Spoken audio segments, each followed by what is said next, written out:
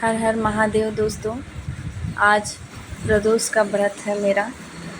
आज त्रयोदशी तिथि है।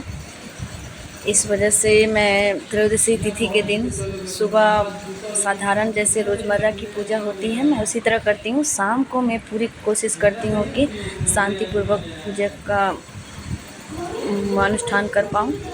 तो मैं अपने घर पे ही छोटा सा एक शिवलिंग रखी हूँ। शिवलिंग को मैं नहला धुला कर उसका जलाभिषेक और दूध से अभिषेक जितना मैं अपने कर सकूं उस तरह मैंने करने की कोशिश की।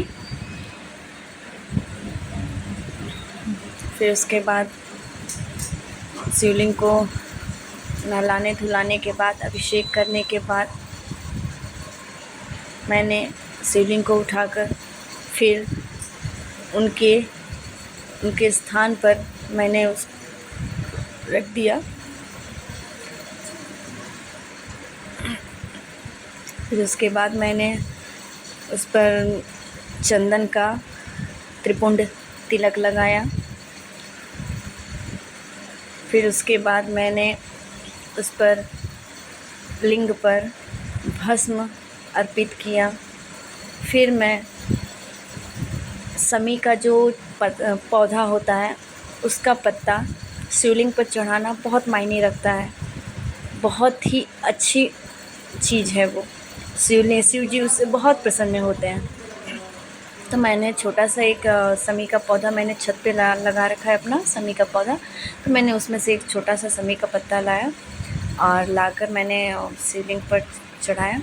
फिर उसके बाद मैंने सफ़ेद पुष्प मेरे घर पे ऊपर थे तो मैंने उसमें से उसको तोड़ा और तोड़कर वो भी शिवलिंग पर अर्पित किया।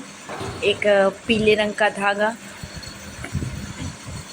हमेशा वस्त्र खरीदना मेरे लिए मार्केट जाना संभव नहीं होता है तो मैं पीले रंग का धागा रखती हूँ जिसको वस्त्र के नाम पे मैं शिव जी को अर्पित कर देती हूँ। फिर मैंने दिया जलाया, अगरबत्ती जलाई। फिर उसके बाद मैंने प्रदोष व्रत का पाठ पढ़ा, रवि प्रदोष का। उसके बाद मैंने आरती की। आरती करने के बाद मैं आरती करते वक्त मेरा ध्यान पूरा शिवलिंग पर ही रहता है।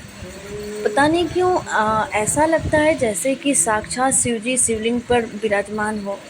मैं समझ नहीं पाती हूँ कि मेरी आंखें भर आती हैं।